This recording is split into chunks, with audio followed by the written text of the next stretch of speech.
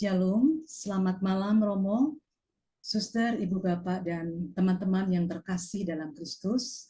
Senang sekali kita bisa berjumpa kembali pada malam hari ini. Tentu saja saya selalu mengharapkan teman-teman selalu dalam keadaan sehat dan tetap semangat. Dan untuk teman-teman yang saat ini mungkin kurang enak badan atau belum terlalu sehat atau tidak sehat, dengan tidak mengurangi semangatnya tetap mengikuti webinar ini, saya sangat mengucapkan terima kasih. Dan seperti biasa teman-teman, setiap Selasa malam kita semua berada di ruang yang sama, ruang webinar bersama Romo Nano, ruang yang tidak terbatas, ruang di mana kita bisa bertemu meskipun dalam chat. Dan pada malam hari ini kita semua melanjutkan webinar seri Hiduplah dan Bebaslah, mengenakan pikiran dan hati Kristus. Dan tidak terasa kita sudah memasuki bab yang ke-13 yang membahas tentang sukacita. Seperti apa dan bagaimana, tentu nanti kita akan sampai ke sana, namun sebelumnya seperti biasa saya menyampaikan beberapa hal yang perlu diketahui teman-teman perihal tata tertib berwebinar supaya webinar kita pada malam hari ini bisa berlangsung dengan lancar dan fokus. Yang pertama, mohon untuk merinim sesuai nama peserta saat mendaftar, dan mohon dipastikan teman-teman sudah menonaktifkan mikrofon selama sesi berlangsung. Dan nanti pada saat sesi Q&A, dipersilahkan teman-teman yang ingin menyampaikan pertanyaan, silahkan disampaikan melalui direct chat ke 00 Q&A. Baiklah teman-teman, kita buka perjumpaan pada malam hari ini dengan doa pembuka. Dalam nama Bapa dan Putra dan Roh Kudus. Amin.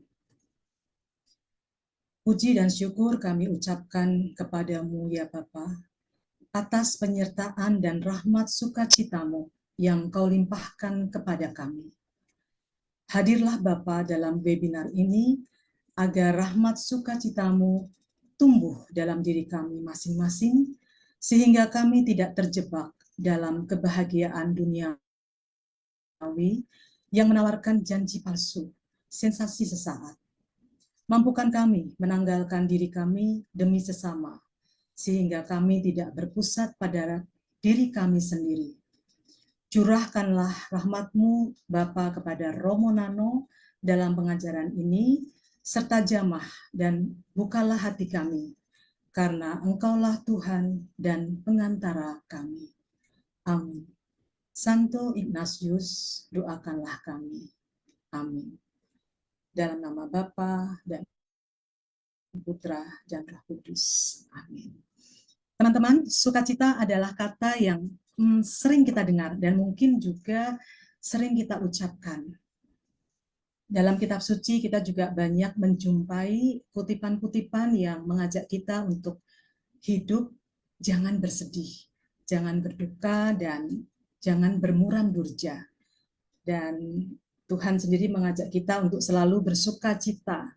Sehingga bersukacita itu tidak hanya mungkin terjadi, tetapi seharusnya senantiasa terjadi. Nah, bagaimana dan seperti Romo Nano sesaat lagi akan mengajak kita untuk mengetahui banyak hal tentang sukacita.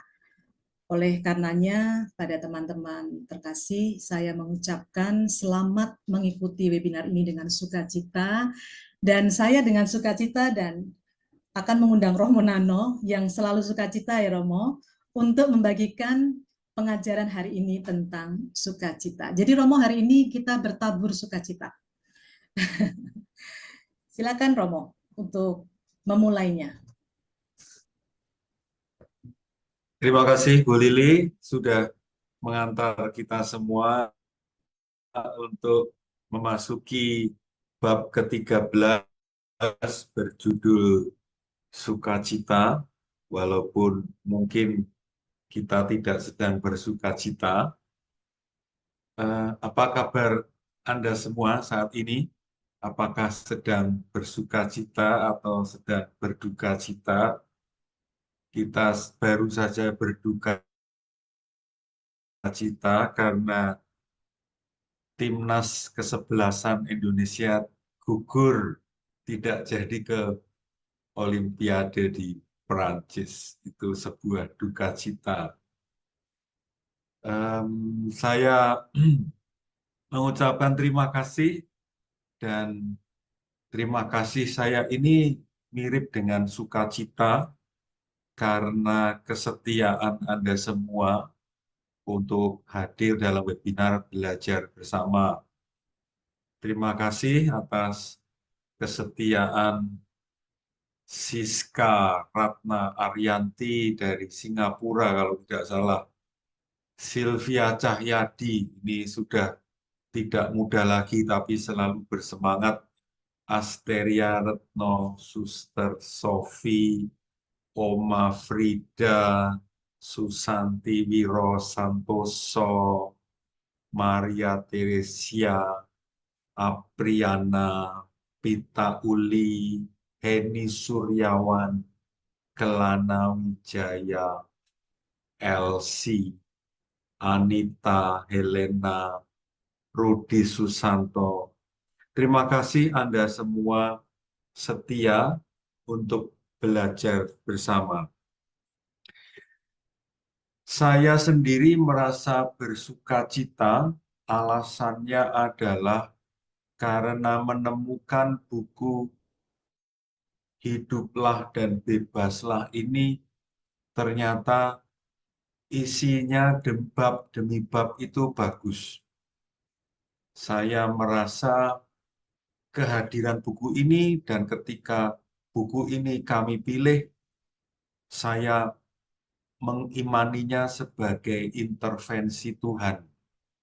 Karena saya pribadi merasa belajar banyak, dan saya mendengar dari beberapa teman panitia mengatakan, ini buku bagus banget, dan itu yang membuat saya bersukacita, sehingga sampai bab ke-13, artinya kita mengadakan 13 webinar ini, rasanya juga masih dengan stamina yang baik, dan ini yang saya merasa sukacita karena buku ini berdampak positif.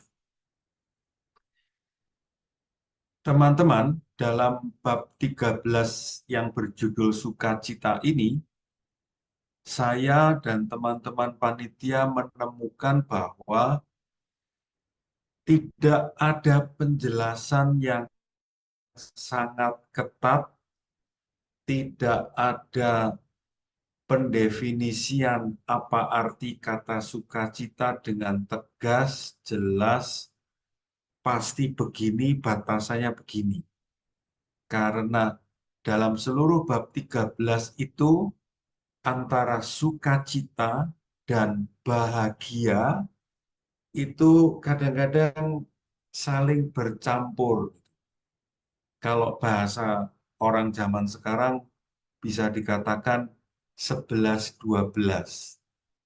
Karena itu saya titip pesan untuk Anda semua, selama mengikuti webinar ini, coba Anda cermati ya teman-teman, apa yang dimaksud dengan sukacita sebagaimana dijelaskan dalam bab 13 ini.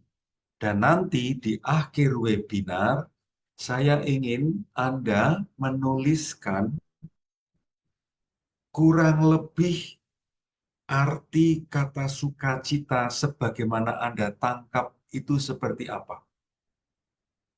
Tentu saja dalam bab 13 ini ada penjelasan di sana-sini tentang sukacita, tetapi juga ada penyamaan konsep sukacita dengan bahagia. Oke, silakan Anda mulai mencermati, dan nanti di akhir webinar, please, saya mohon Anda berkenan menuliskan apa arti kata sukacita menurut penangkapan Anda. Tidak ada yang salah, apa yang nanti Anda tuliskan merupakan simpul penting, paling tidak, untuk Anda sendiri.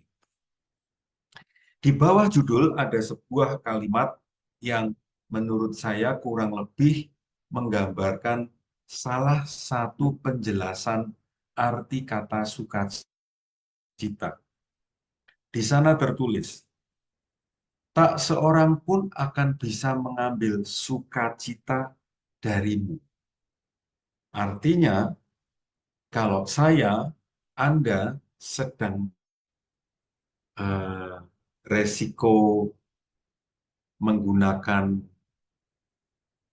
teknologi internet, ya. Ketika sinyal hilang, maka pertemuan hilang, tetapi sukacita tidak akan hilang. Saya sendiri merasa tetap bersukacita. Nah, di halaman 216 tertulis di sana bahwa ternyata banyak wajah orang-orang di sekitar kita, dan mungkin termasuk Anda, termasuk saya, termasuk suami, istri, anak-anak, orang tua kita, mungkin tidak sedang bersuka cita.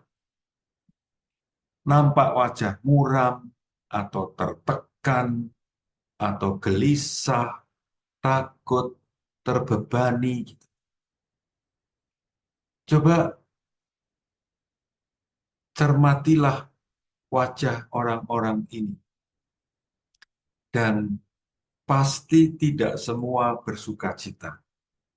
Pasti ada yang memang sedang tidak nyaman. Walaupun kalau kita melihat sekilas, kalau kita jalan-jalan ke mall, kita ke gereja, kita ke tempat kerja, dalam perjalanan, melalui mobil, kita bisa melihat orang-orang yang sepintas seperti menunjukkan tanda-tanda kebahagiaan. Nah, di sini kata bahagia muncul, padahal tadi kita sudah membicarakan sukacita, ya. Jadi kalimat ini saya ambil dari buku, dan rupanya Romo Rex Apai sebagai penulis buku ini mulai tidak begitu ketat menggunakan kata sukacita dan bahagia. Dan jarang, amat sangat jarang kita menemukan orang yang sungguh-sungguh bergembira dalam waktu yang panjang, setahun yang lalu, setengah tahun yang lalu, minggu lalu, hari ini. Nah, ini kata gembira muncul, ya. Kata yang lain lagi, sukacita, bahagia, gembira. Oke? Ini saudara-saudara sepupu sukacita, itu ada bahagia, ada gembira. Dan amat sangat jarang kita menemukan orang yang memancarkan sukacita dimanapun mereka berada. Ketika di rumah, di tempat kerja, pada waktu bertemu di gereja, tidak atau sangat jarang kita menemui atau diri kita sendiri mengalami sukacita yang panjang. Artinya, teman-teman, artinya setiap orang, termasuk kita, termasuk Anda, mempunyai sebuah kerinduan yang mendalam, keinginan yang begitu kuat yang ada dalam hati kita untuk bahagia, untuk sukacita, untuk bergembira. Setiap orang mempunyai kerinduan ini, tetapi tidak semua orang atau banyak sekali orang yang tidak tahu bagaimana caranya untuk memenuhi kerinduan yang mendalam ini. Bahkan dunia advertisement, dunia iklan, dunia produksi, dunia perusahaan, dunia digital, dunia media sosial itu seringkali memanfaatkan, memainkan kerinduan yang mendalam itu dengan menawarkan janji palsu. Maksudnya begini, ada cukup banyak orang yang berpikir bahwa saya akan sukacita, saya akan bergembira, saya akan bahagia kalau penampilan saya cantik, putih, glowing, mancung, langsing. Ini sebuah cara berpikir yang tentu saja kita bisa menilai salah benarnya. Ini cara berpikir yang ada dalam diri banyak orang dalam rangka untuk memenuhi kerinduan yang terdalam itu untuk bahagia atau lebih spesifik untuk sukacita. Karena itu ketika dia menemukan dirinya wajahnya tidak putih, tidak glowing, tidak langsing, tidak mancung, maka dia akan berupaya sedemikian rupa membeli produk-produk tertentu, menjalani terapi-terapi tertentu untuk menjadi putih, glowing, mancung, langsing. Nah, cara berpikir seperti itu tentu saja sangat kuat dipengaruhi oleh dunia advertisement, dunia media sosial, dan sebagainya. Dan alhasil ternyata walaupun upaya-upaya itu dilakukan sedemikian rupa dengan biaya yang tidak sedikit, hasilnya sebetulnya adalah hanya sensasi sesaat saja. Dan kita terjebak pada tawaran ini dan itu. Beli ini, tidak berhasil, beli yang itu, ngikutin langkah yang itu, mencoba langkah yang ini. Kita terjebak dengan aneka macam cara itu. Dan akhirnya sadar bahwa sukacita sejati, kegembiraan yang mendalam, itu tidak mudah untuk didapatkan. Sukacita yang sejati sulit untuk ditangkap dan dialami. Mari kita melihat tiga kata yang di dalam bab 13 ini mulai dirinci perbedaannya. Kita mulai dengan kesenangan, lalu nanti kita akan melihat kebahagiaan, dan yang terakhir, apa itu sukacita. Kesenangan. Kalau saya bisa mendapatkan ini, tentu saja saya akan mengalami hidup yang menyenangkan karena kesenangan. Dan ketika saya mengalami kesenangan ini, bagian dari kemanusiaan saya yang mengalami hal ini adalah perasaan. Dan seperti kita tahu, perasaan itu tidak pernah stabil. Perasaan atau emosi atau feeling itu seperti cuaca yang dengan mudah bisa berubah. Ada banyak yang menyebabkan kesenangan ini didapatkan.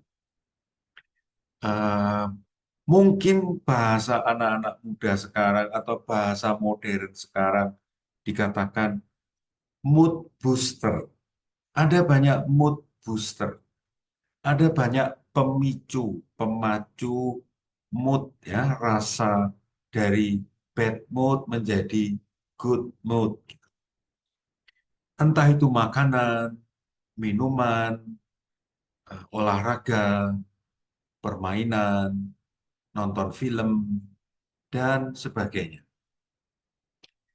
Saya merasa kita juga penting perlu untuk meningkatkan kemampuan ya untuk eh, menjaga mood, untuk bisa mendapatkan kesenangan ini dengan cara-cara yang positif tentu saja.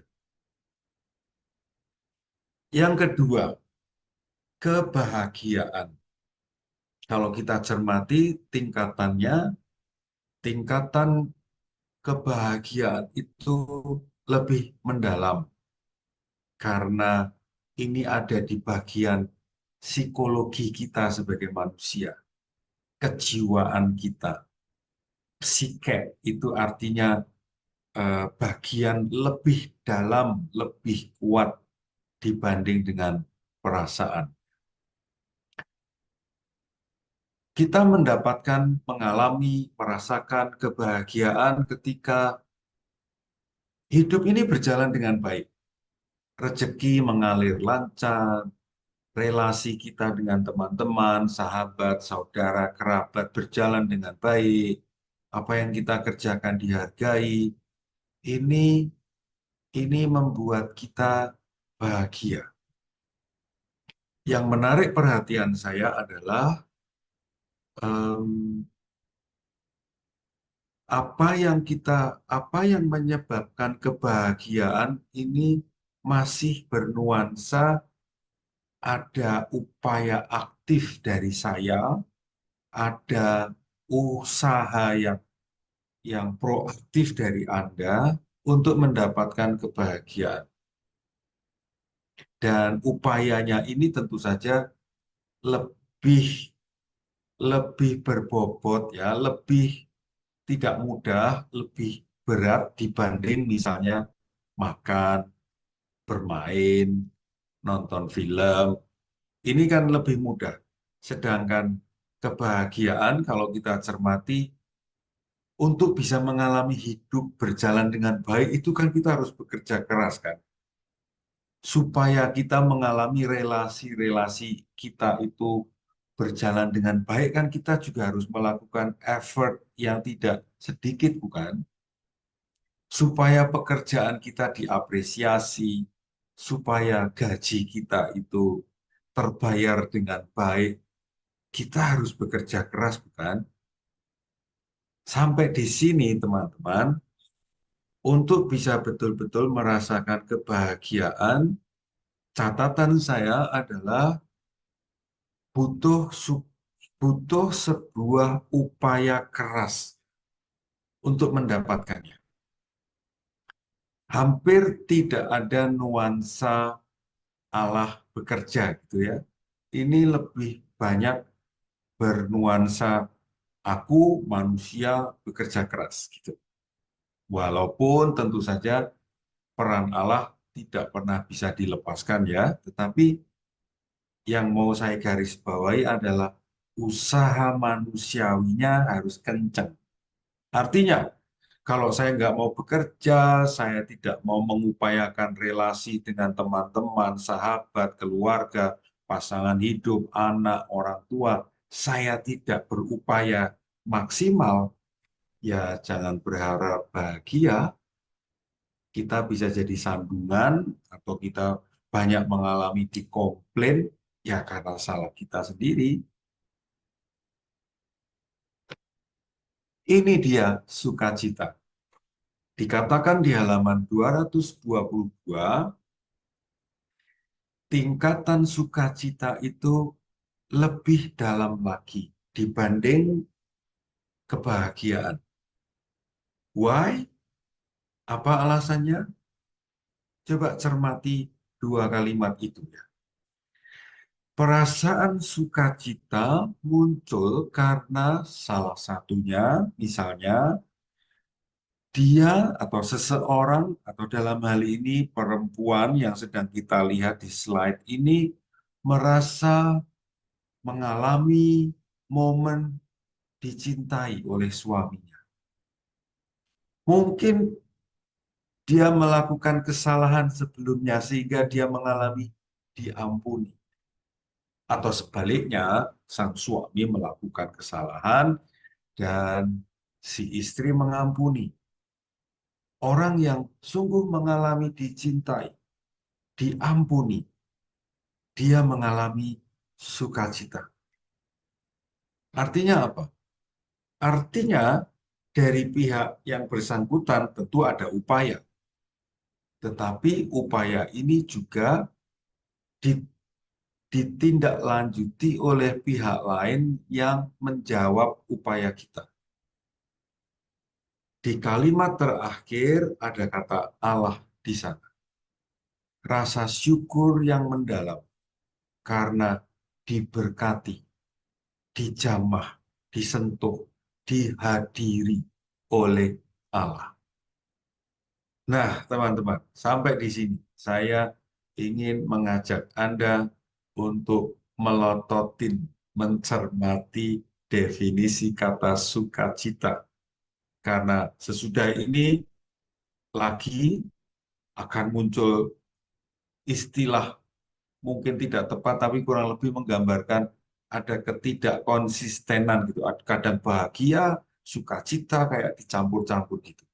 Menurut saya, bagian ini merupakan penjelasan yang mencukupi untuk mengatakan sukacita kalau dibandingkan dengan kata bahagia. Nanti ada penjelasan lain lagi tentang spesifikasi sukacita. Paling tidak saat ini kita melihat poin ini penting. Setelah membedakan tiga kata, lalu di halaman yang sama, 222, mulai diberi gambaran yang lebih lengkap. Kita kalau sebagai manusia, kita bisa mengalami senang, tidak lama kemudian kita bahagia, lalu sukacita. Atau kita mengalami sukacita dan berlangsung sekian waktu, lalu hilang sukacita itu, lalu saya merasa senang. Artinya, seperti tertulis di situ, tiga kata ini bisa bergeser dari satu tingkat ke tingkat yang lain. Bahkan dikatakan bisa dialami secara bersamaan. Dicintai, diampuni, habis itu makan enak, minum enak, dibelikan baju baru. Kayaknya itu contoh ya, bagaimana sukacita, kesenangan, kebahagiaan itu dialami secara bersamaan. Sudah diampuni oleh Allah, dibelikan baju baru oleh pasangan hidup atau oleh orang tua atau oleh teman, dan diajak makan bersama, enak sekali. Ya, itu saya kira momen itu sangat mungkin dialami.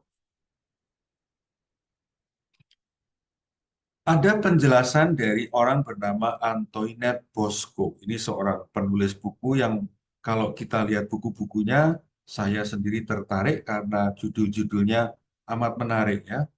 Radical Forgiveness, pengampunan yang radikal. Ini pasti seru kalau dibacain isinya. Atau yang buku merah marun itu, Finding Peace Through Pain. Gila ya. Menemukan kedamaian melalui sakit. Atau bisa dikatakan di dalam sakit, kalau betul menghayatinya, kita bisa nemu kedamaian.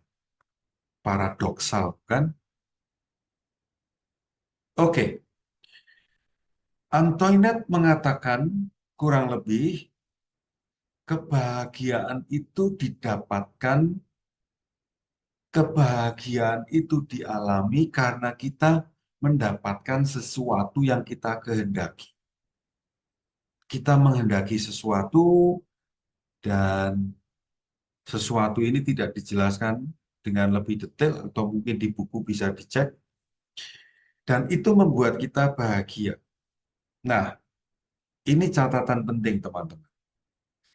Kebahagiaan sebagaimana tadi dijelaskan karena mendapatkan sesuatu atau karena kehadiran seseorang, kebahagiaan macam ini beresiko hilang kalau penyebabnya benda itu, orang itu tidak ada lagi. Kebahagiaan macam ini tentu saja bagus, penting, baik, perlu untuk dialami dalam hidup kita. Ada orang-orang tertentu yang membuat kita bahagia, penting itu. Ada barang-barang tertentu yang membuat kita bahagia, penting itu. Tapi kita mesti menyadari bahwa ada resiko barang atau orang itu tidak ada lagi, dan akhirnya kebahagiaan itu hilang.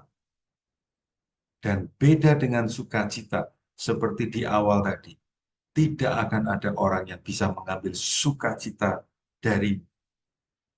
Nah, lalu penjelasan berikutnya, sukacita itu apa? Sukacita itu biasanya berlangsung lebih lama. Tambahan keterangan ya, yang membedakan antara sukacita dan bahagia.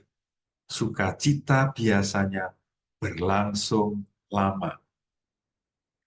Sukacita itu juga biasanya ada unsur kita terhubung dengan yang abadi, yang adalah Allah tentu saja.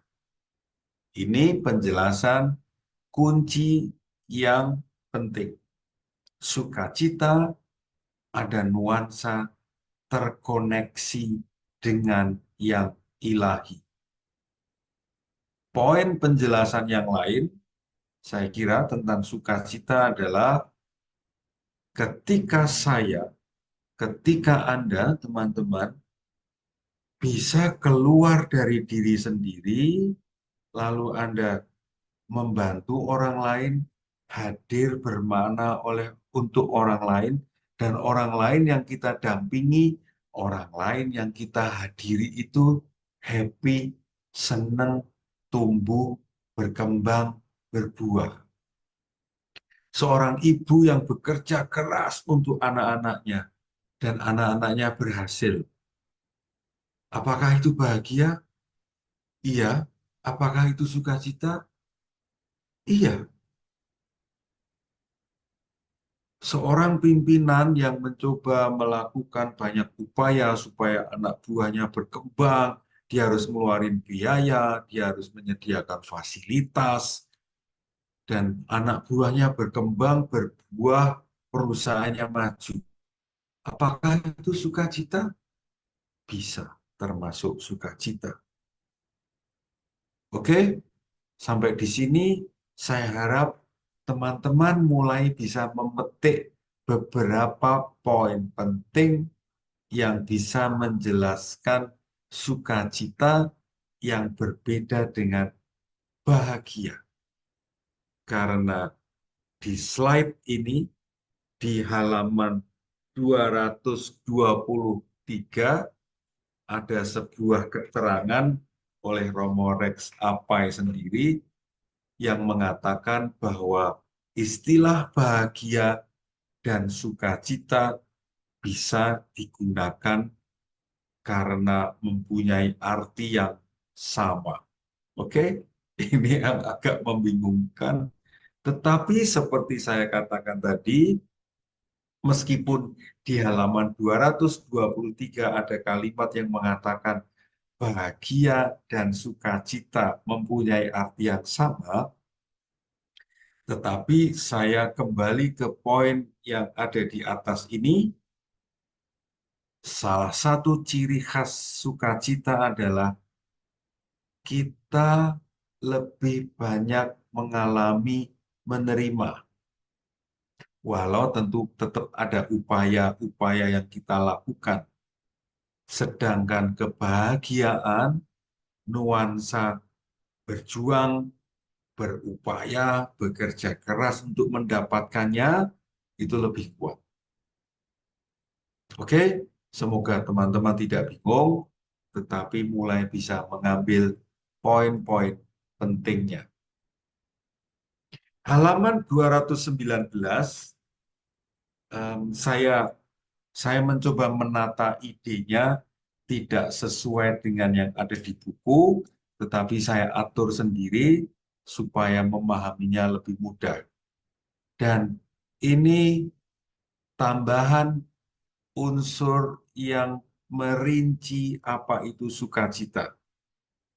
Setelah tadi beberapa unsur sudah saya sebutkan, ini rincian yang tidak kalah pentingnya. Sukacita berasal dari Tuhan. Bukan karena upaya saya melulu. Apalagi pihak lain mengupayakan saya bersukacita. Bukan. Slide yang sedang Anda lihat ini menunjukkan salah satu unsur penting dari beberapa unsur yang ada. Sukacita selalu dari Allah. Penjelasan ini saya harap menambah lagi pemahaman kita tentang sukacita. Sukacita tidak tergantung pada harta, kesehatan fisik, keberhasilan studi, keberhasilan karier, adanya pujian, adanya pengakuan, adanya lingkungan di sekitar kita yang kondusif, akomodatif, konstruktif. Tidak tergantung. Artinya apa? Artinya, walau kita mempunyai harta, sehat, sukses kariernya, berprestasi, berada di lingkungan yang bagus, tidak ada jaminan sukacita.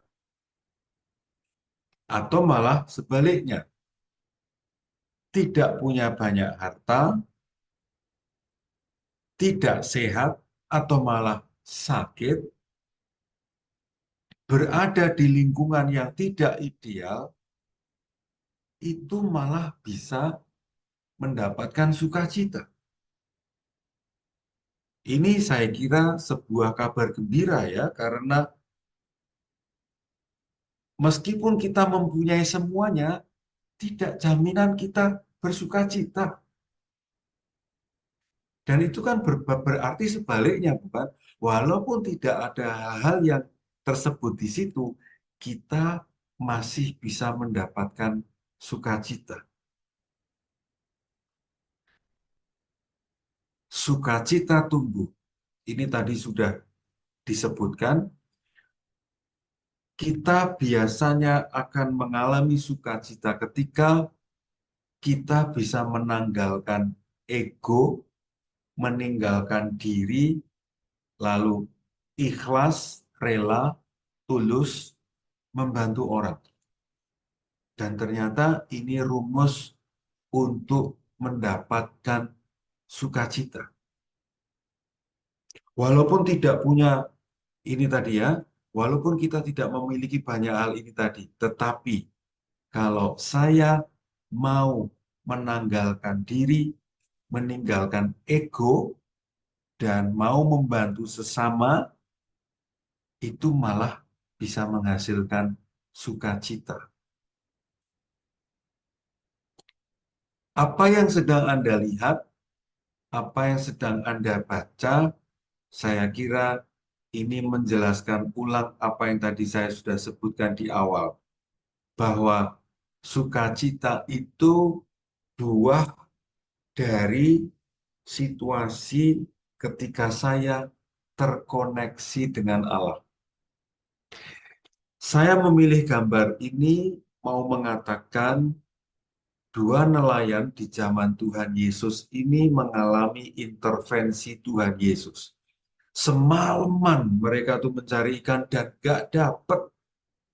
Pagi hari pulang, lalu Tuhan Yesus berkomentar, taburkan jala di sana. Itu intervensi Tuhan. Dan mereka mau mengikuti arahan Tuhan. Dan akhirnya mereka mendapatkan ikan yang banyak sekali.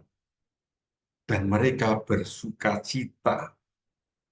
bukan melulu karena ikannya banyak, tetapi awal mulanya karena Tuhan intervensi.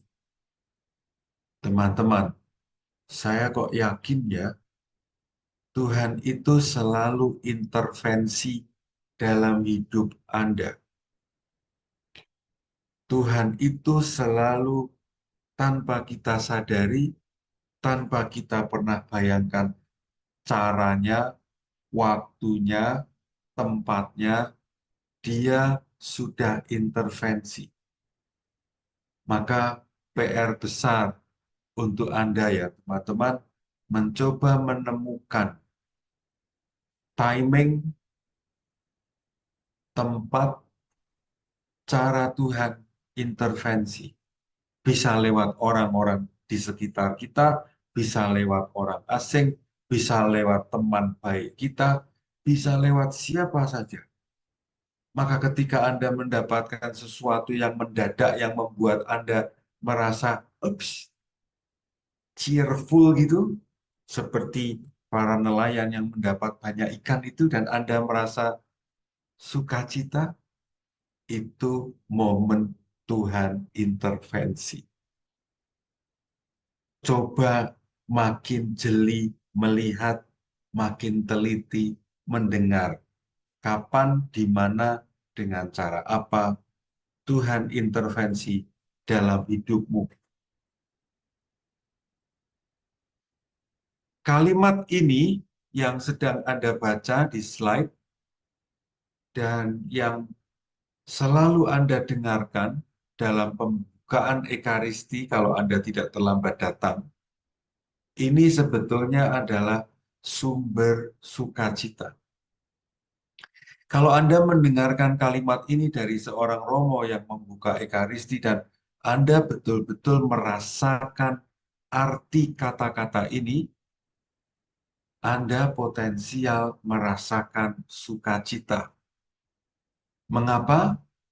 Karena ada 3 pribadi ilahi yang menyatakan bersamamu. Ini kekuatan orang Katolik. Kita mungkin sendirian atau mungkin kita bersama teman baik, bersama keluarga, tapi sedang bete, sedang sendiri. Tapi kalau kita mencermati kalimat sakti ini, potensial kita merasa sukacita. Karena apa? Tuhan Yesus, Allah Bapa, Roh Kudus menyertaimu. Ibaratnya saya membayangkan saya seorang bayi atau ada seorang bayi kecil menangis karena dia tidak melihat ada ibunya di dekatnya, lalu tiba-tiba ibunya muncul, halo, halo anakku sayang. Dan anaknya melihat, mendengar suara ibunya, dan anak ini merasa senang luar biasa, aman, yakin, itulah sukacita. Dan kalau Anda bisa merasakan kebenaran, kedalaman, esensi kalimat ini, sekali lagi, Anda potensial mengalami sukacita yang mendalam. Maka setiap kali Anda mengikuti Ekaristi, cermati sapaan pembuka dalam Ekaristi ini. Saya kira halaman 220 ini bukan hal yang baru, tadi sudah kita lihat bersama, ini cara-cara mendapatkan sukacita. Langkah-langkah konkret untuk mengalami sukacita. Nuansanya nggak enak sih ya, karena mengorbankan diri, mau berbagi penderitaan, melayani tanpa perhitungkan harga yang harus dibayar, nggak enak semua gitu. Tetapi justru di sini paradoksnya, justru di sini ironinya. Ketika kita melakukan yang menyenangkan, yang menyenangkan, belum jaminan kita mendapatkan sukacita. Tetapi justru ketika kita melakukan yang tidak enak ini dengan sadar, tulus, ikhlas, malah kita bisa mendapatkan energi yang sebaliknya, positif, bernama sukacita. Dan inilah yang saya beri istilah jalan Yesus Kristus. Jalan paradoks. Melakukan yang menyakitkan tetapi malah mendapatkan yang menyehatkan. Sementara paradoks kebalikannya, melakukan hal-hal yang menyenangkan malah mungkin mendapatkan kekosongan.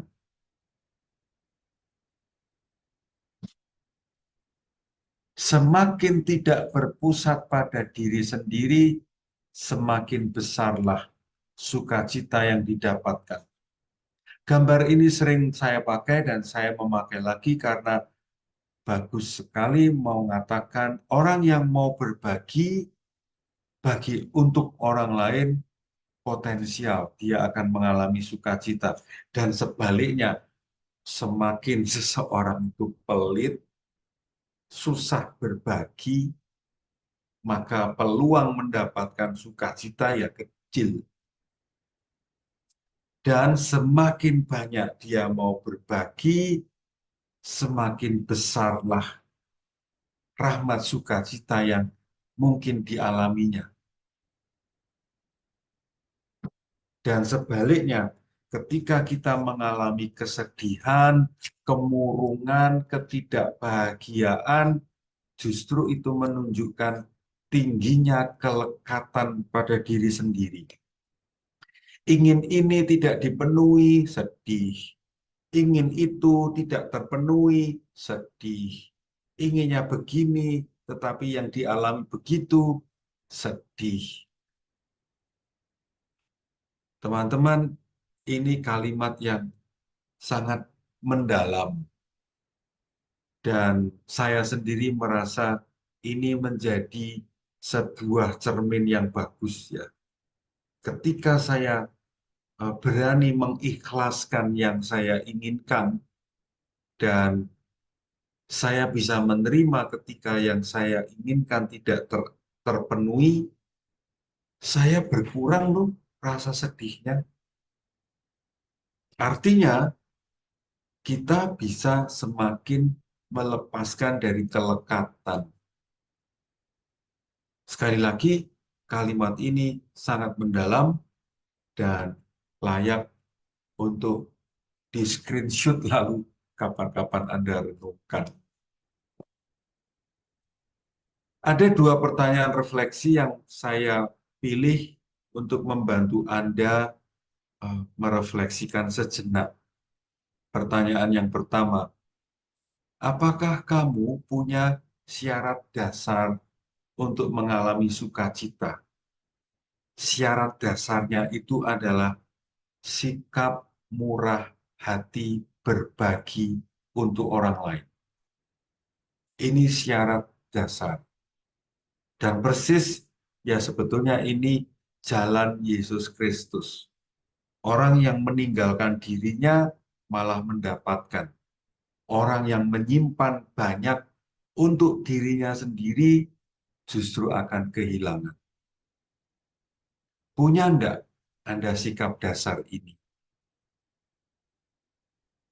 Pertanyaan refleksi yang kedua, sikap altruis. Ya, sikap altruis itu adalah orang mau peduli pada orang lain. Sikap altruis itu polanya, saya kehilangan uang, waktu, tenaga, sesuatu. Tapi sebetulnya saya malah mendapatkan sukacita. Dan sebaliknya, orang yang egois nggak mau berbagi uang, ya dia nggak kehilangan, tetapi dia juga tidak mendapatkan sukacita. Which one do you want to choose? Sikap mana yang mau Anda pilih atau selama ini Anda pilih? Saya usul, teman-teman, mari kita ikuti jalan Yesus Kristus. Jalan altruis, bukan egois. Saya cukupkan sekian di bagian ini, kita break sejenak untuk mencoba merefleksikan pertanyaan-pertanyaan tadi.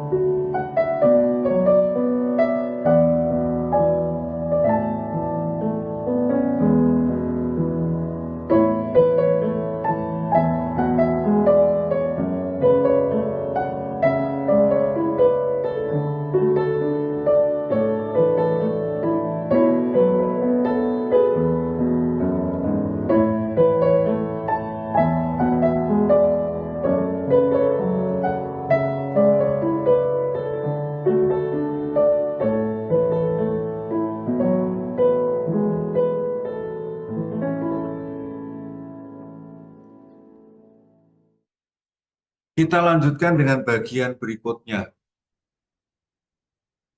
Seperti apa Injil, khususnya Perjanjian Baru itu mengatakan tentang sukacita.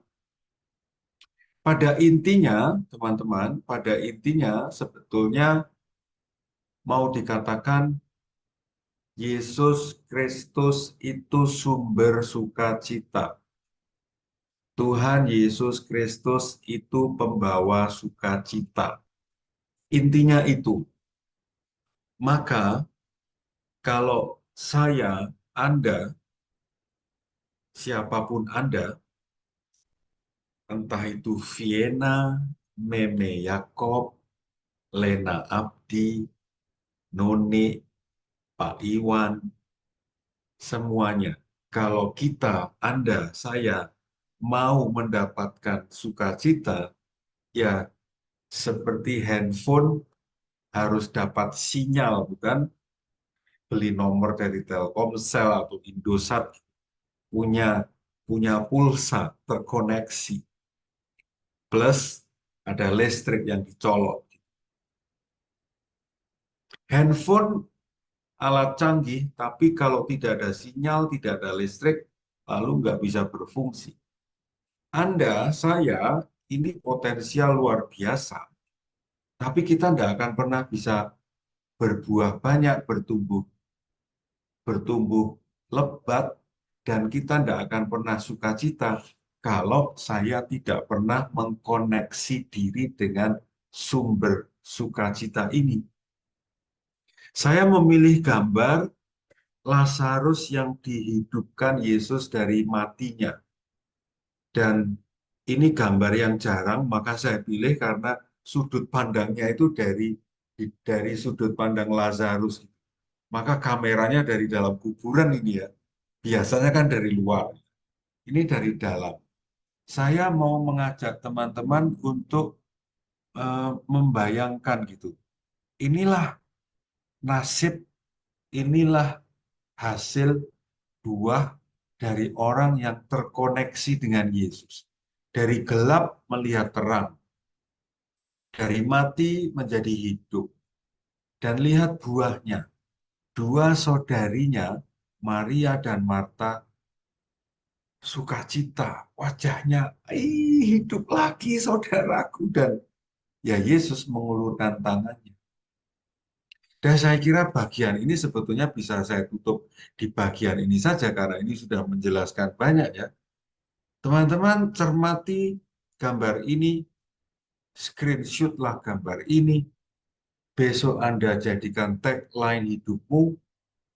Anda lihat gambar ini sebelum memulai hari barumu besok pagi untuk mengatakan terkoneksilah dengan sumber sukacita selalu.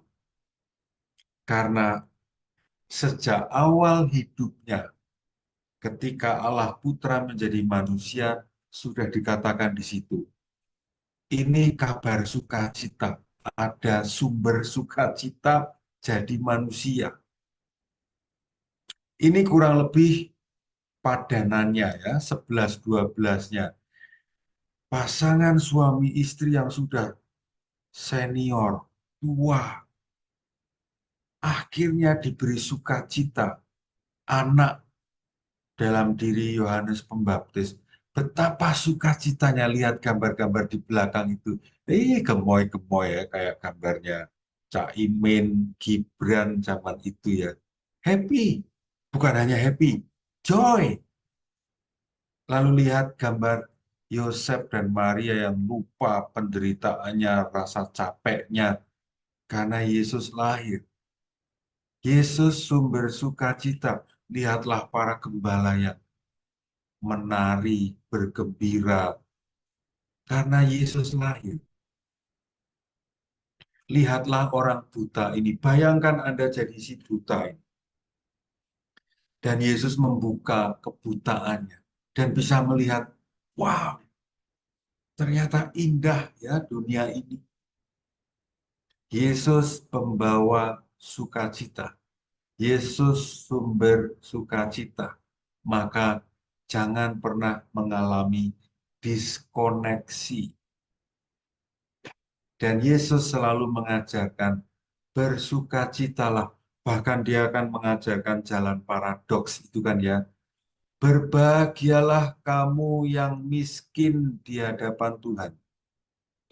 Berbahagialah atau bersukacitalah kamu yang menangis. Menangis kok bahagia, Tuhan, Tuhan. Karena kamu akan dihibur.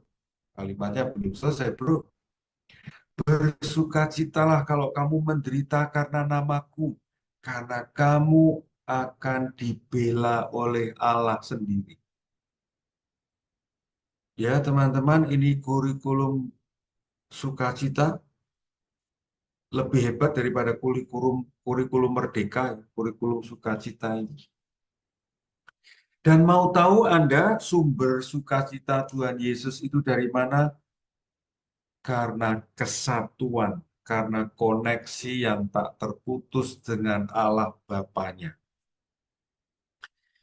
Saya memilih gambar bersatunya air sungai ke air laut yang tidak akan pernah habis, yang tidak akan pernah berhenti. Terus mengalir. Dan ini menjadi penting, teman-teman. Kesatuan intim ini penting karena pada waktu Yesus harus menderita, dicaci, disiksa, tidak dihargai, sukacitanya tetap ada. Walaupun tentu saja tidak happy. Nah, ini persis ya, bedanya happy dan sukacita. Dalam situasi macam ini tentu saja Tuhan Yesus tidak bahagia, tapi sukacita ada dalam dirinya. Mengapa? Karena dia melakukan instruksi dari Allah Bapanya. Instruksinya apa? Harus menderita. Allah Bapaknya ya agak gila ya, menyuruh anaknya menderita. Tapi itu jalan yang diberikan dan dia mengalami sukacita. Teman-teman, cermati kalimat ini di halaman 221. Karena Yesus terkoneksi dengan Allah Bapa, dia mengalami sukacita. Lihat, kematian bukan lagi kata akhir. Betapapun suaranya tetap bising dan kehancurannya terlihat. Dia sempat sih beberapa saat mengalami ditinggal oleh Allah Bapanya, tapi akhirnya dia berserah diri pada Bapanya. Dan saya kira di situ ada nuansa sukacita. Di situ ada nuansa terkoneksi tiada henti. Dan itu membuat dia tetap tidak takut pada kematian. Dan saya kira ini rumus penting bagi kita semua yang entah kapan, di mana, dengan cara seperti apa, kita akan mati. Dan biasanya ketika menghadapi ajal orang takut, kecuali orang ini punya koneksi yang kuat dengan Allah Bapa. Saya kira ketakutannya tidak kuat. Sesudah kebangkitannya semakin jelas terlihat Tuhan Yesus itu sumber sukacita. Dia mendatangi murid-muridnya 40 hari lamanya. Mendatangi satu persatu. Setiap orang didatangi sesuai dengan keunikannya. Thomas yang nggak percaya kasih bukti. Petrus yang menyangkal 3 kali, ditanya 3 kali, kamu masih mencintai saya enggak? Setiap orang didatangi. Dan orang-orang yang didatangi berubah dari takut, bingung, rasa bersalah menjadi sukacita. Teman-teman, jangan pernah terputus berelasi dengan Tuhan Yesus. Beritahu anak-anakmu yang semakin dewasa dan mungkin akan mencari jodoh. Pesan pada mereka, jangan tinggalkan koneksi dengan Tuhan Yesus. karena ini sumber sukacita. Cerita tentang Tuhan Yesus selesai, lalu kita melihat cerita berikutnya tentang para murid, orang-orang yang baru saja percaya pada Tuhan Yesus, lalu membentuk sebuah kelompok bernama Gereja Perdana.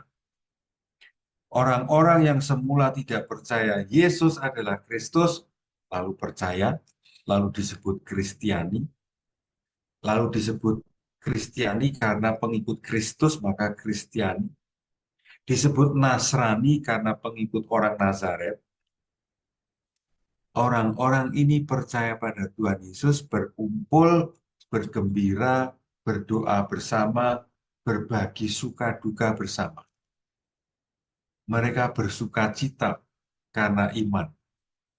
Dan tokoh yang fenomenal dari gereja perdana adalah Paulus. Mari kita cermati kalimat yang dia katakan di dalam suratnya kepada orang-orang di Korintus. Walau saya ini dihajar, tetapi tidak mati.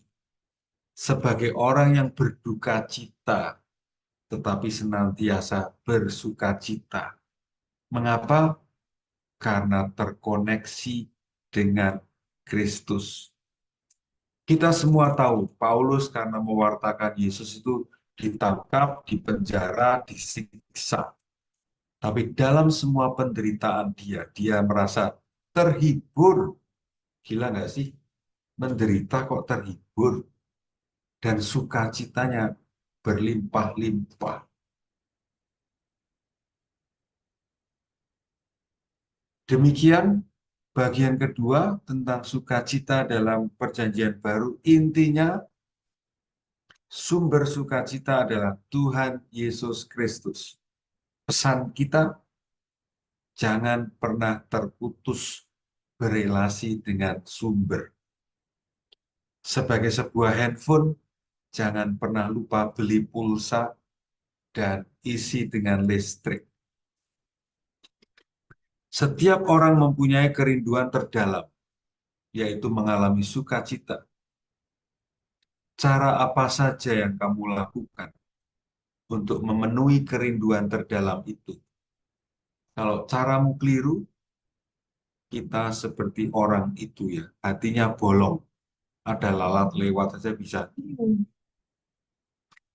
Jangan biarkan jiwamu bolong. Isilah dengan relasi dengan Kristus.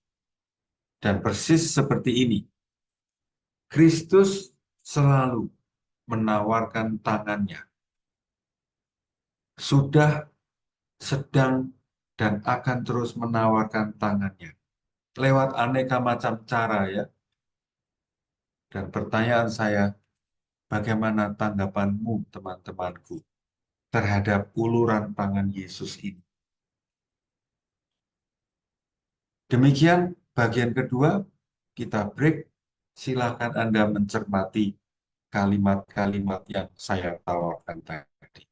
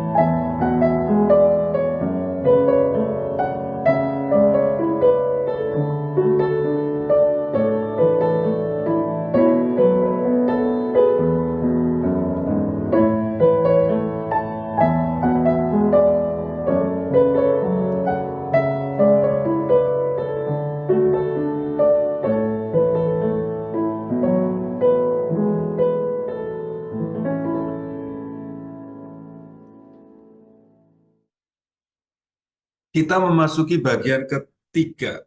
Ada 4 bagian, teman-teman. Ini bagian ketiga. Di buku itu tertulis catatan terakhir. Saya menemukan poin-poin yang menarik sekali ya. Poin yang pertama, ini dari seorang bernama James William. James William ini seorang filsuf, seorang yang menulis puisi, sastrawan. Nah, di sini mungkin karena dia bukan tokoh Katolik, dia tidak menyebut kata sukacita, tetapi kata bahagia. Dan kita tadi sudah kurang lebih menemukan titik-titik kesamaan dan perbedaan sukacita dan bahagia. Kebahagiaan atau sukacita tidak tidak terlalu bergantung pada apa yang terjadi dalam diriku atau siapa atau apa yang mendatangku, tetapi apa yang ada dalam diriku atau bagaimana saya menyikapi apa yang terjadi. Saya tidak pernah bisa mengontrol apa yang terjadi di luar diriku, siapa yang mau datang dan pergi dalam hidupku, saya tidak pernah bisa mengontrol. Yang bisa saya manage, kelola adalah bagaimana reaksi pikiran, jiwa, hati pada orang, peristiwa, sesuatu yang terjadi dalam diriku. Ya, ini bukan pelajaran baru, dan kalau kita bisa melakukan tadi, teman-teman, maka saya bisa bahagia kapanpun, dimanapun, dalam situasi apapun. Bahkan saya bisa menemukan Tuhan di padang gurun. Gambar ini saya pilih karena orang ini bisa sholat bersembahyang di padang gurun. Dia bisa menemukan Tuhan di sana. Oke ya, jadi betapa pentingnya apa yang ada dalam diriku. Yang ada di luar diriku bukan yang utama lagi. Poinnya itu bagi saya yang menarik. Artinya, sukacita tidak tergantung pada orang di sesuatu di sekitarku, orang-orang di sekitarku. No, tapi ada dalam diriku. Bagaimana saya mengelola banyak hal. Poin pertama.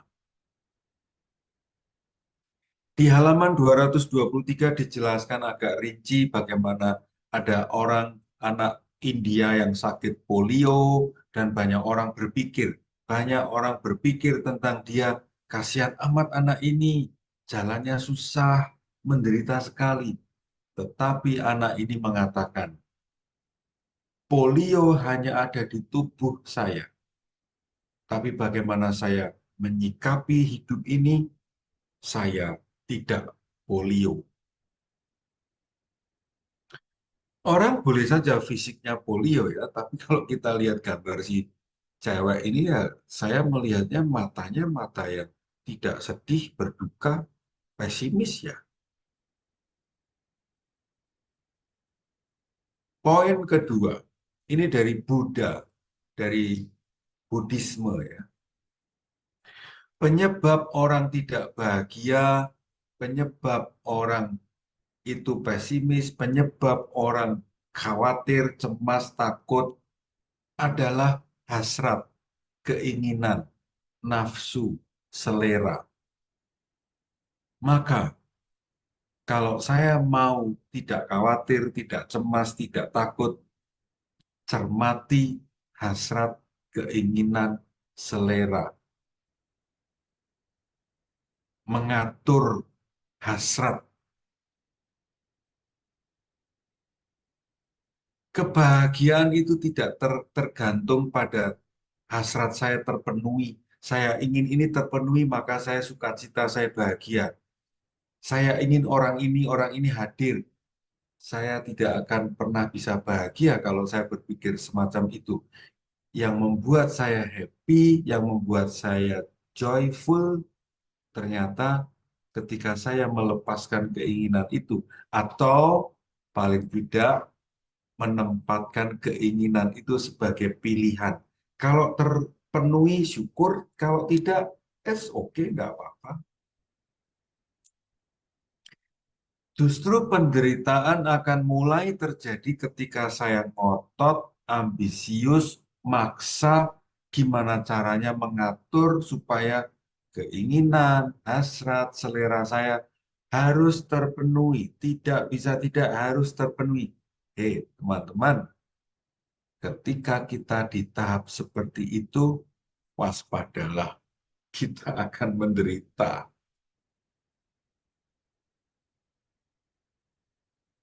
Poin ketiga, dalam hidup ini kita itu bergantung pada banyak orang, bukan? Coba cermati hidup kita masing-masing.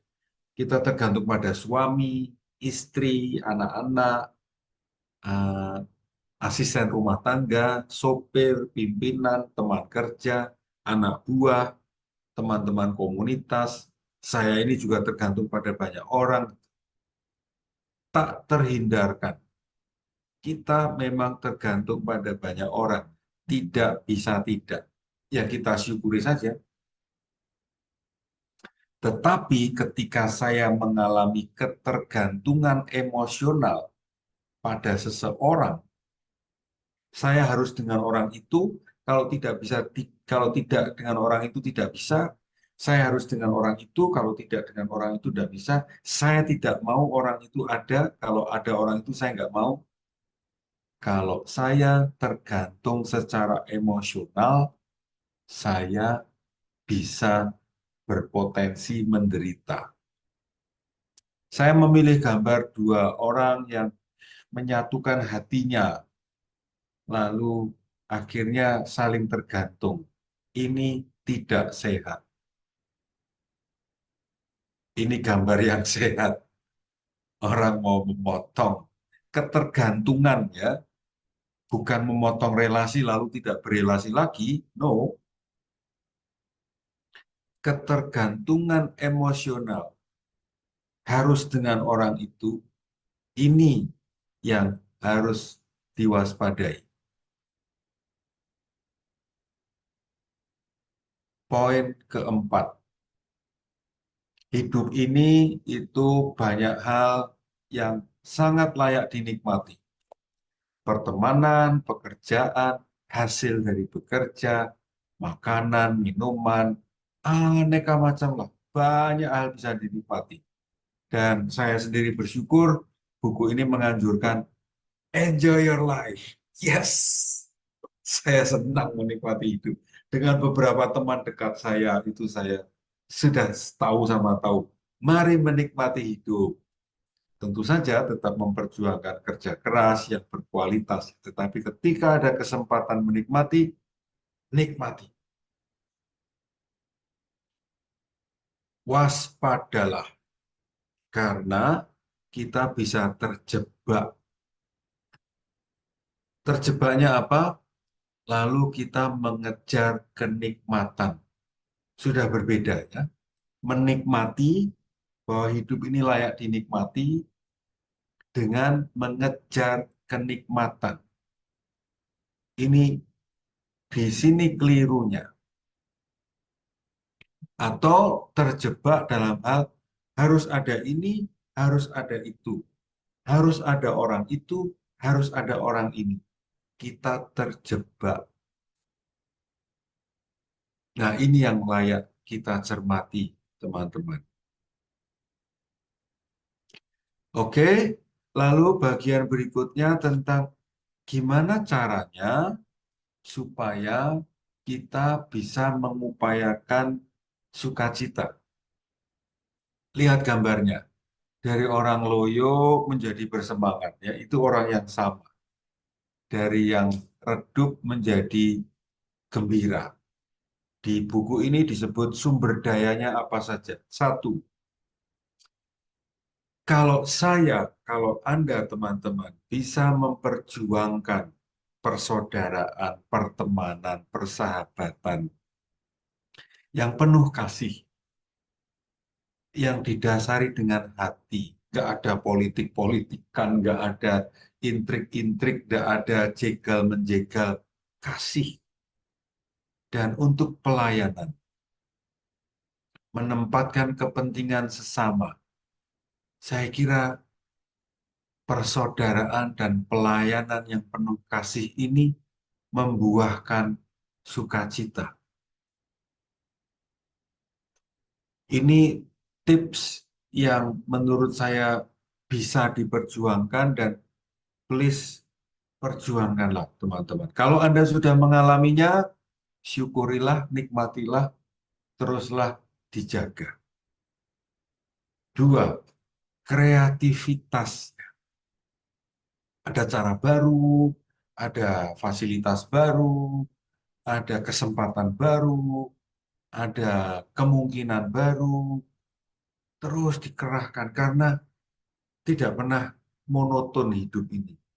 Sayang kalau menjalani hidup ini terlalu monoton karena ada banyak kemungkinan untuk hal yang produktif, menyenangkan dan berguna. Kreatif. Kreativitas itu ternyata menghasilkan sukacita. Saya setuju dengan yang ditulis di halaman 225. Yang ketiga, ini bukan pelajaran baru, tetapi penting, maka mari kita cermati lagi, rasa bersyukur terus-menerus. Bersyukur, makan enak, minum enak, hidup sehat, mendapatkan upah yang cukup, mempunyai rumah yang baik, mempunyai komunitas yang menyenangkan. Teman-teman, please, ini sangat mudah. Ini cara yang tidak sulit, tetapi kalau dilakukan dengan konsisten setiap hari, orang akan melihat, kok kamu happy terus sih? Kok kamu kayaknya nggak punya beban apa-apa? Ya, mau terbebani apa? Wong saya mendapatkan banyak hal setiap hari. Saya bersyukur bangun pagi sehat, berolahraga, punya teman-teman baik. Saya bersyukur atas semua itu. Ini obat mujarab, resep yang dahsyat untuk bersuka cita. Yang keempat, nah ini teman-teman Jakarta, Bekasi, Tangerang, Alam Sutra, BSD, coba cermati.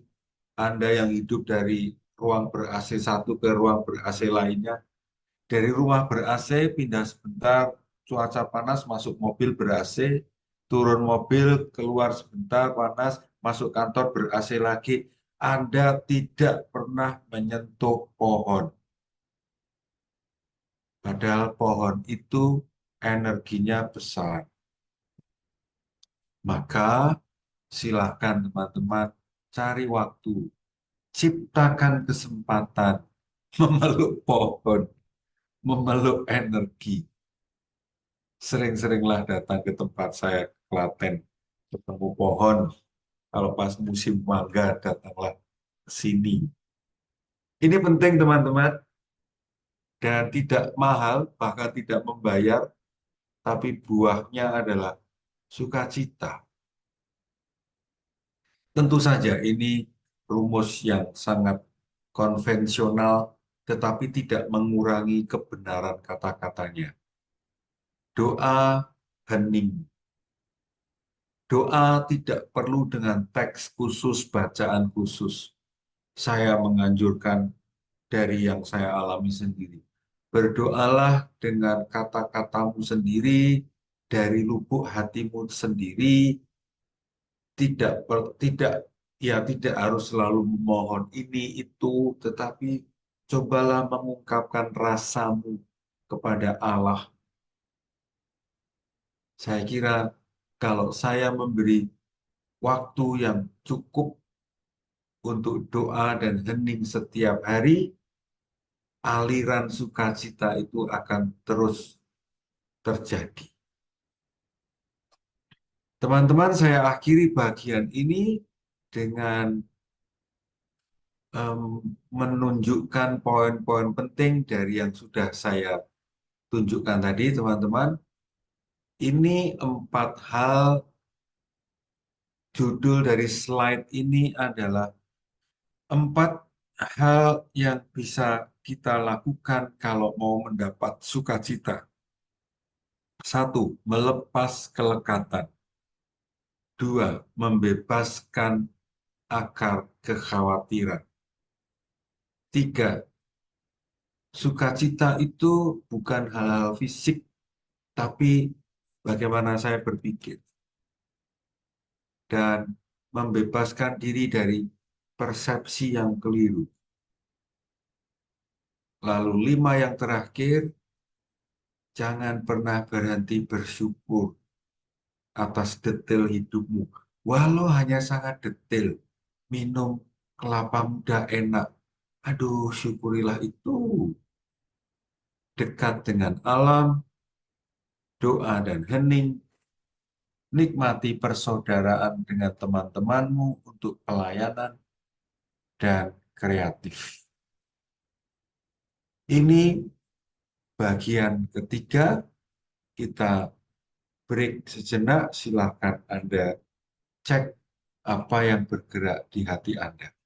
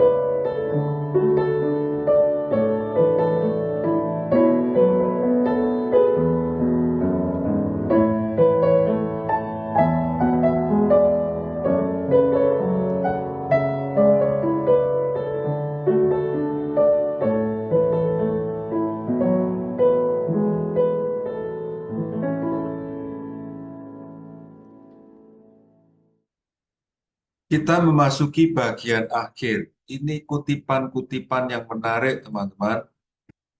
Mari kita nikmati kutipan-kutipan dari orang-orang hebat yang pernah ada. Ibu Teresa, tentu saja tidak ada yang tidak mengenal. Bagi Ibu Teresa, sukacita itu tidak identik dengan tawa gembira atau suara hiruk-pikuk. Artinya, ketika ada orang tertawa terbahak-bahak, belum tentu dia sukacita.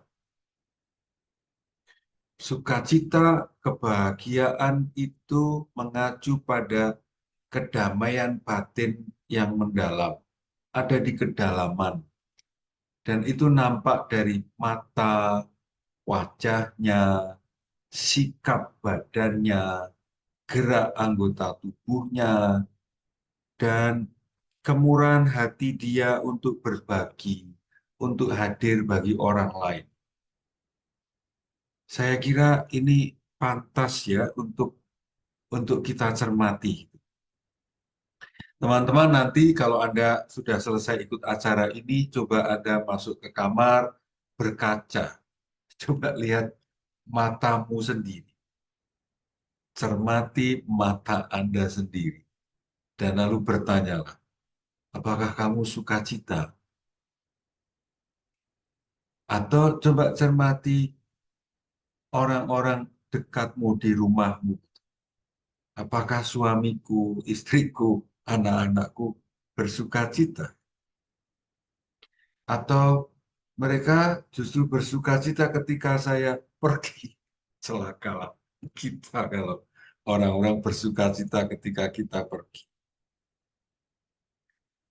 Uskup Agung Romero, ini kalimat-kalimatnya menarik ya. Kalau orang Katolik itu sedih, pesimis, salah. Orang Katolik tidak boleh sedih, tidak boleh pesimis karena kita perlu memberi santapan hati itu dengan sukacita, yaitu dengan cara menyatukan diri secara intim dengan Kristus.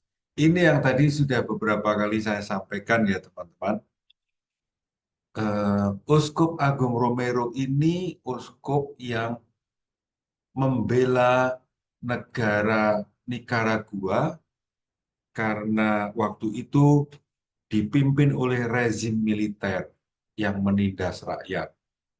Romo Uskup Agung Romero ini membela gereja, membela masyarakat.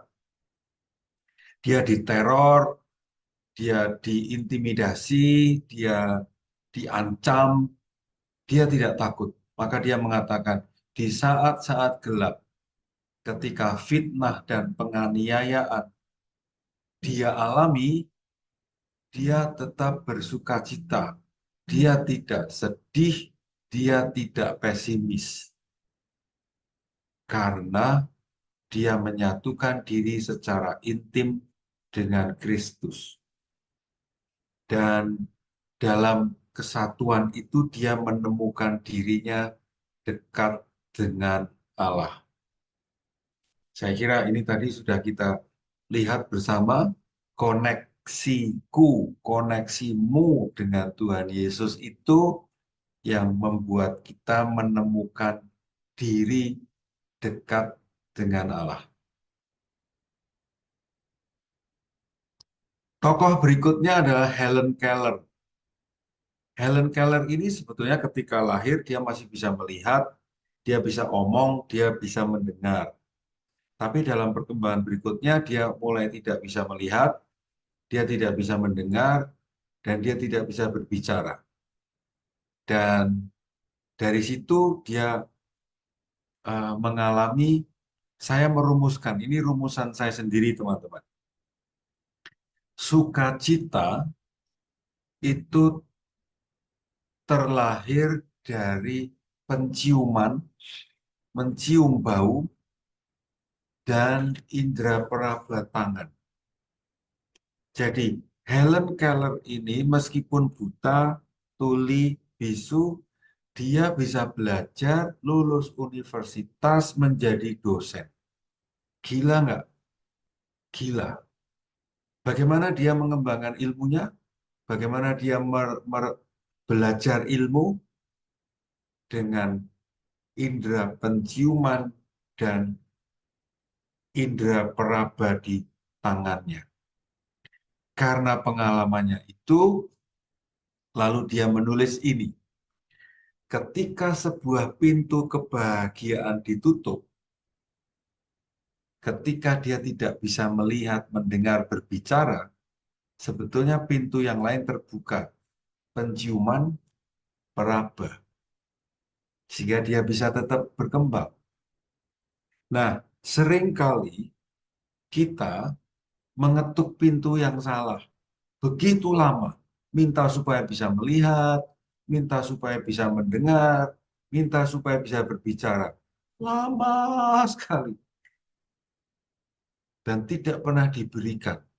Bahkan tidak sadar bahwa ada pintu lain yang sudah dibukakan untuk kita. Kalau bahasa saya, teman-teman, seringkali kita memaksa Tuhan membuka pintu ini. Terus, minta terus di sini. Dan Tuhan tidak memberi, dan kita sedih. Sebetulnya bukannya Tuhan tidak memberi, Tuhan memberikan pintu yang lain. Dengan demikian, kalau kita meminta sesuatu dan tidak diberi, tidak berarti tidak diberi loh. Karena Tuhan memberi yang lain.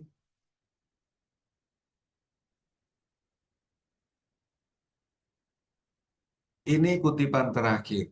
Ada orang-orang yang membawa kebahagiaan kemanapun mereka pergi. Ke sana, ke sini, ke sono, ke kelompok ini, ke kelompok itu, dengan mereka. Dia happy, dia sukacita.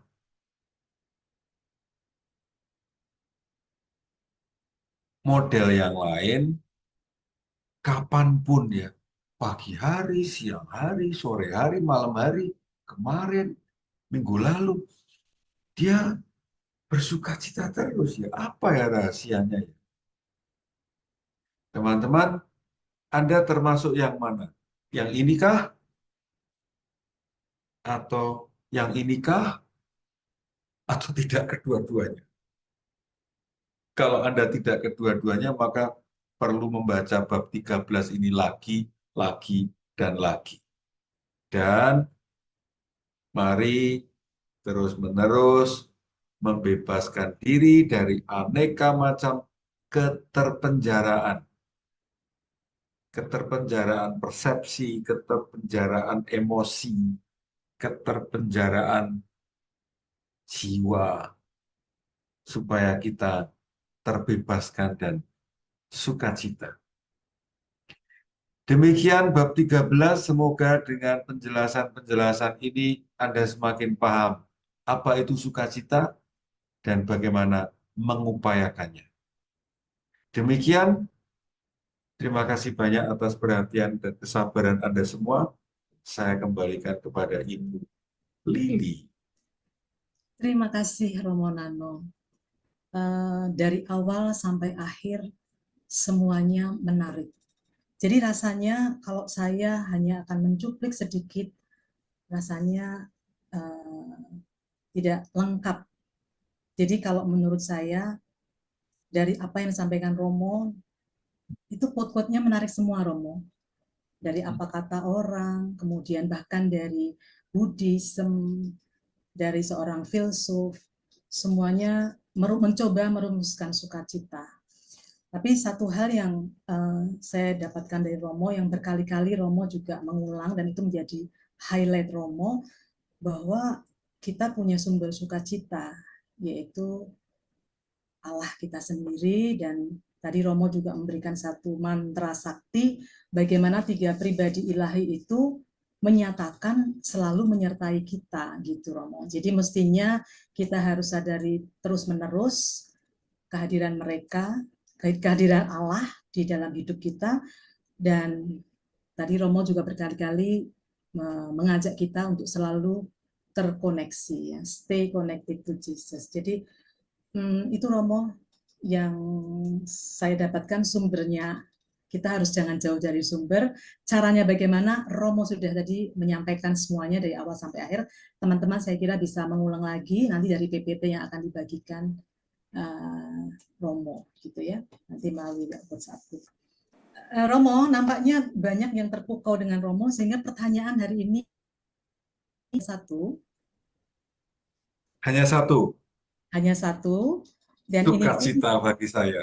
sukacita buat Romo. Oke, Romo. Jadi satu ini juga sebetulnya minta penegasan saja, Romo. Wah, senang hati. Disampaikan oleh ini Bapak atau Ibu ya, Meidi Marinka. Romo, bahagia karena ada penyebab atau pemicunya. Namun, sukacita adalah suasana hati dan akan ada dalam keadaan apapun. Sukacita keluar dari dalam tanpa dipengaruhi suasana di sekitar kita. Benarkah demikian?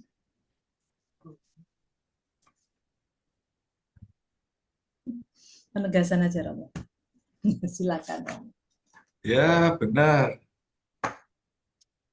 Benar, Ibu, Ibu atau Bapak ya? Iya ini Ibu atau Bapak. Benar, benar. Benar ya Romo ya. Artinya Saya malah berterima kasih nih, saya malah berterima kasih atas pertanyaan ini karena mengingatkan yang saya katakan di awal tadi. Teman-teman, mari kita mencoba merumuskan menurut Anda masing-masing. Sukacita itu poin-poinnya apa? Yang membedakan dengan bahagia. Silahkan. diketik di Lalu, dalam chat. lalu nanti silakan Anda bisa menuliskan di chat room ya. Kalau saya, sukacita itu tadi itu ya, saya terkoneksi dengan Allah. Lewat macam-macam cara. Ada orang yang sangat baik sekali menolong saya, itu bisa saja momen Allah intervensi sehingga saya terkoneksi dengan Allah. Saya butuh sesuatu, saya mendapatkan yang saya butuhkan. Walaupun yang sebetulnya yang saya butuhkan tuh susah sekali terpenuhinya. Dapat gitu. Maka bagi saya sukacita itu salah satu cirinya adalah ada nuansa saya terkoneksi dengan Allah. Buahnya saya sukacita. Maka saya akan menulis di chat room, sukacita menurut Romo apa? Menurut gue terkoneksi dengan Allah.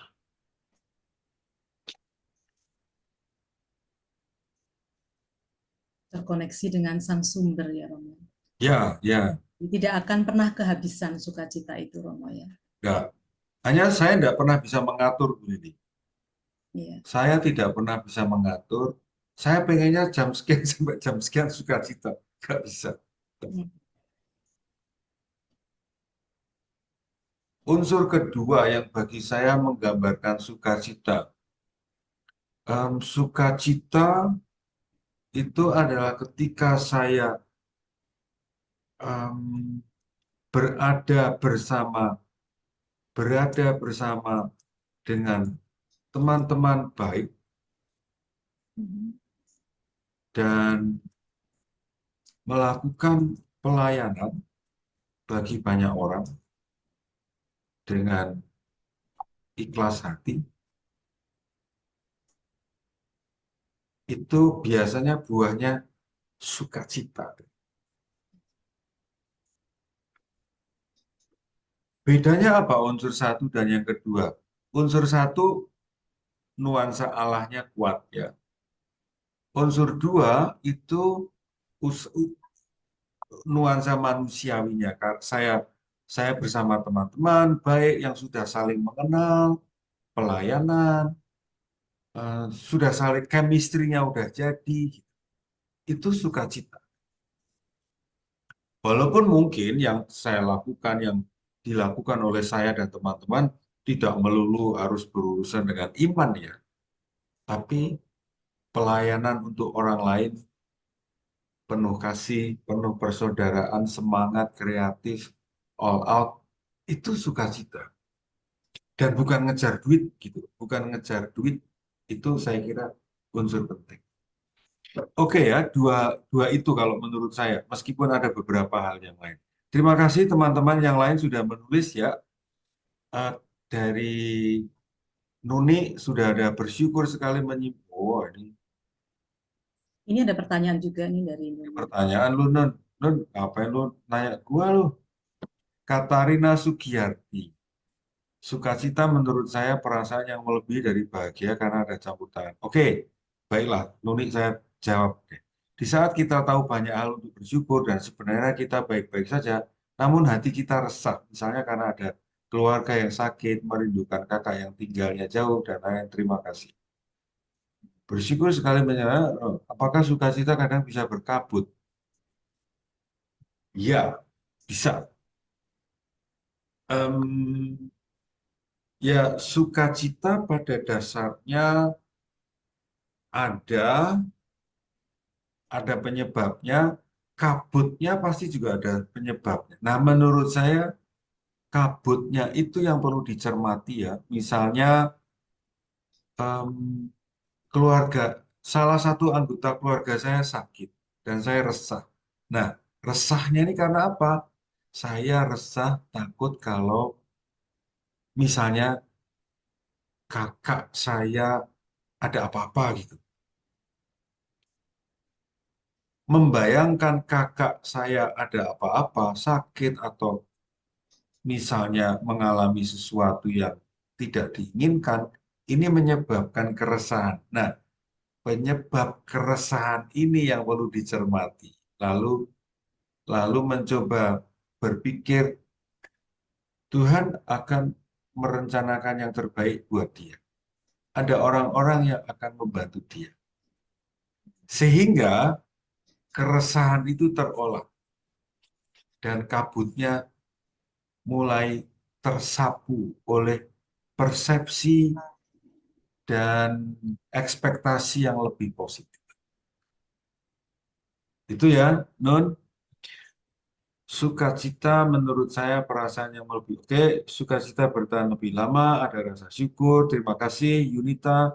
Apa bedanya sukacita dengan pengalaman iman? Bedanya sukacita dan pengalaman iman. Pengalaman iman. Apa bedanya rantai dengan sepeda? Rantai itu bagian dari sepeda. Sukacita itu bagian dari pengalaman iman. Sukacita untuk saya selalu bersyukur dalam segala hal di dalam Kristus. Oke, terima kasih Tati M. Sahya. Yos, sukacita saya adalah jika bisa membahagiakan orang lain. Wah, ini dangerous ini. Tulisan Yos ini agak menarik untuk dicermati. Sukacita saya adalah jika bisa membahagiakan orang lain. Usul saya ganti rumusan ini karena kalau Anda sudah berupaya sedemikian rupa lalu orang lain tidak bahagia, Yos tidak akan pernah bersukacita. Padahal bukan salahmu kalau orang lain tidak bahagia. Oke, Elisa, bahagia itu berasal dari yang pribadi yang merasa berbahagia. Sukacita itu penuh kebahagiaan karena menyadari. Dan seterusnya, dan sebagainya. Terima kasih banyak teman-teman sudah berpartisipasi menulis di chat room. Bagi saya yang paling penting adalah Anda nantinya menggunakan rumusan Anda itu untuk pegangan hidup Anda mulai besok hari. Oke, Romo Nano. Ini rupanya ada pertanyaan yang masuk, Romo. Jadi tidak jadi satu, tapi ada pertanyaan lain. Tapi Romo kan pasti tetap sukacita untuk menjawab ya, Romo. Apakah sukacita bisa dijaga di saat ada sesuatu yang dirampas dari dalam diri seperti sedang berduka, atau ada anggota keluarga terdekat yang sakit tapi belum sembuh-sembuh? Ini pertanyaan dari Ibu Emilia. Ibu Emilia, bab 13 dan webinar kita malam hari ini menunjukkan beberapa cara untuk mendapatkan sukacita, bukan? Artinya, sukacita itu bisa dijaga, diperjuangkan, diharapkan kita alami.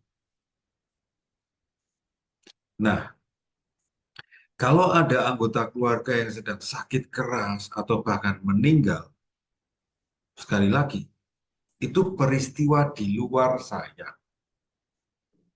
Kalau saya bisa mengelolanya, saya tetap bersedih, tetapi saya bisa tidak kehilangan sukacita. Jangan memahami sukacita itu adalah ketika ada orang meninggal saya nyanyi-nyanyi bergembira ya, bukan itu ya. ketika ada orang meninggal, saya bisa loh bersuka cita. Anda juga bisa loh bersuka cita. Karena apa? Karena berpikir, karena percaya, karena beriman, dia kembali ke pangkuan Allah Bapa. Ada sukacita di situ. Ya memang ada sedihnya karena saya sudah tidak bisa berkomunikasi lagi dengan orang ini. Saya dekat dengan orang ini. Saya kehilangan. Jadi, ketika ada seseorang yang sangat dekat dengan kita meninggal, bisa tumbuh loh. Di satu sisi sukacita, karena dia berpulang ke rumah Bapa. Di sisi lain, saya kehilangan. Sangat mungkin loh. Yang menyedihkan adalah ketika sukacitanya ini tidak ada, yang ada dan dominan adalah kehilangan. Itu harus retret Paskah tahun depan di Klaten. Mengolah rasa kehilangan bersama Bunda Maria yang kehilangan putranya. Beneran itu. Ya, ketika Anda, saya, orang Katolik, mengalami ada anggota keluarga dekat kita yang meninggal dan kita berlama-lama sedih, berduka cita terlalu lama, artinya iman kita belum berbicara. Kita masih manusiawi belaka. Dan itu sebetulnya tanda krisis iman. Sekali lagi, tahun depan harus ikut retret Paskah di Klaten. Dan mengikuti webinar mengolah duka cita menjadi berkah. Oke. Itu jawaban promotif saya, Bu. Terima kasih Romo. Di tengah-tengah jawaban Romo sudah spill untuk webinar yang ke depan. Saya malah nggak tahu nih, kita juga belum tahu ini Romo memberikan judul yang apa tadi Romo? Ketika duka, kesusahan, keresahan menjadi berkah. Merubah duka cita menjadi berkah. Wow, oke. Catat nih ya Romo ya. Untuk next program. Terima kasih Romo jawabannya. Mudah-mudahan Bu Emilia bisa menangkapnya dengan baik. Romo sudah tidak ada pertanyaan lagi di Sukacita. Penuh ya Romo sukacitanya karena penuh sukacita. Baik, Romo sekali lagi terima kasih ya Romo atas waktu Romo yang selalu semangat untuk menemani kita di setiap Selasa malam sehingga kita hari ini bisa mendapatkan sesuatu yang luar biasa, banyak hal tentang sukacita yang kita dapatkan. Baik, Romo, kita akhiri ya Romo pertemuan hari ini. Dan teman-teman seperti biasa untuk penutup akan membagikan beberapa buah pengumuman.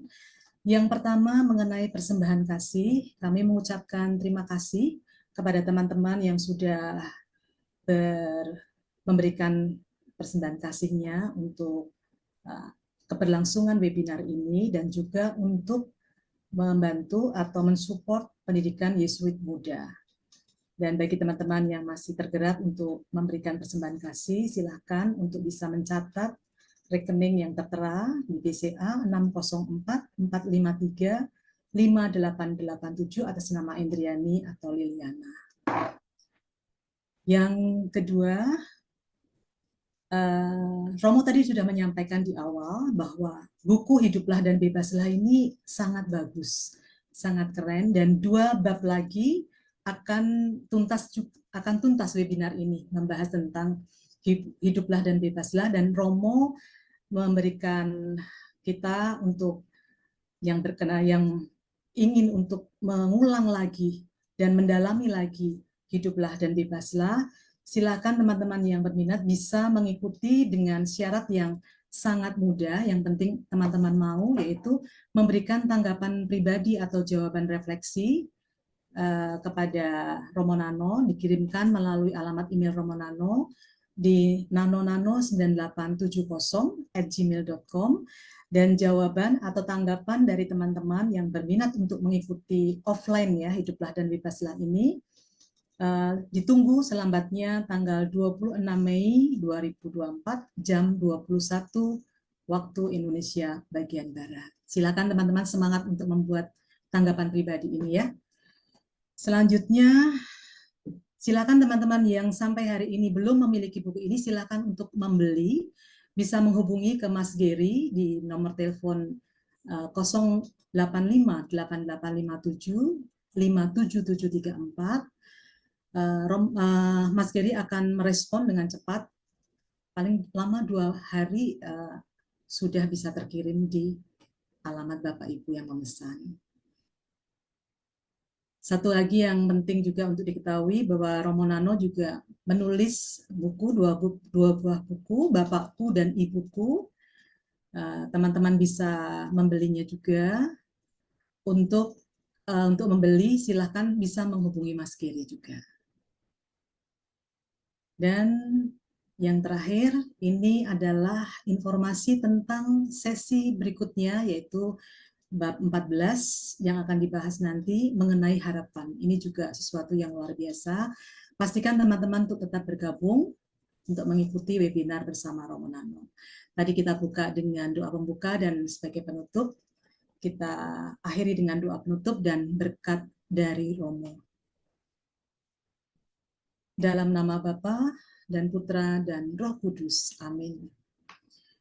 Allah Bapa yang penuh kasih, kami bersyukur karena sukacita yang Kau limpahkan menjadi karunia ilahi yang tidak dapat meninggalkan kami selama sakit, miskin, ditindas, dan dianiaya, serta tidak seorang pun akan mengambilnya. Bebaskan kami dari kecemasan, bantulah kami untuk keluar dari diri kami sendiri dan tidak mencari kebahagiaan sesaat yang harus diraih atau diperoleh. Dimuliakan dan dikuduskanlah namamu untuk selama-lamanya. Amin. Amin.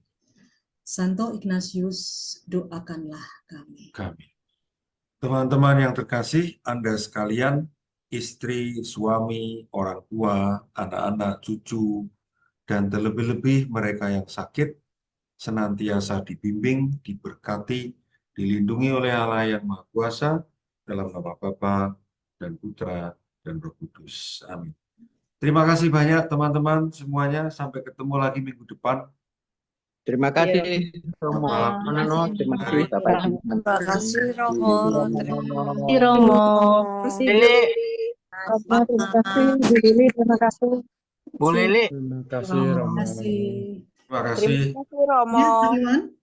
Bu Lili, itu refleksinya satu buku atau satu bab? Referensi apa Pak Iwan? Kalau mau ikut itu pendalaman buku itu, Oh, 5 bab. 5 bab Pak Iwan bisa pilih untuk membuat refleksi. Ada di WA Group Pak Iwan untuk bisa lebih lengkapnya. oke. Ya, terima kasih Bu Lili. Sama-sama Pak. Terus jadi offline, pertemuannya offline ya? Ya betul Pak Iwan. Di Oh, jadi Klaten. nggak jadi hybrid ya Bu? Offline Bu Susana. Oke. Terus kalau Kapan itu, Bu? Kapan pertemuannya? Tanggal 8 Juni. Nanti kita tayangkan lagi pengumumannya di WA Group ya teman-teman. Bisa dicermati lagi. Bu Lili, tadi itu pakai WhatsApp, berarti nggak jadi pakai Word ya Bu? Email nggak jadi pakai Word itu Bu? Refleksinya? Susana bisa mengirimkan dengan Word by email. Oh, tetap pakai Word ya? Ya, iya betul. Oh. Dikirim ke email Romo ya? Betul Pak Iwan. Oke. Iya. Woi, semuanya ada di WhatsApp grup, woi. Nanti kita tayangkan lagi ya Oke. Sudah ada di supaya WhatsApp jelas. Ya, grup, selamat Pak Iwan. malam. Ya, selamat malam Bu Lili, Romo Nano, terima kasih Romo. Sekali datang heboh lu Pak Iwan. Woi, Romo Nano istirahat dengan sukacita ya Romo. istirahat dengan nyenyak. Lihat kasih, semua terima kasih. ya. Thank you Pak Iwan, thank you Ya. Susana. Ya, pamit Romo. Oke. Terima kasih. Terima kasih semuanya, terima kasih.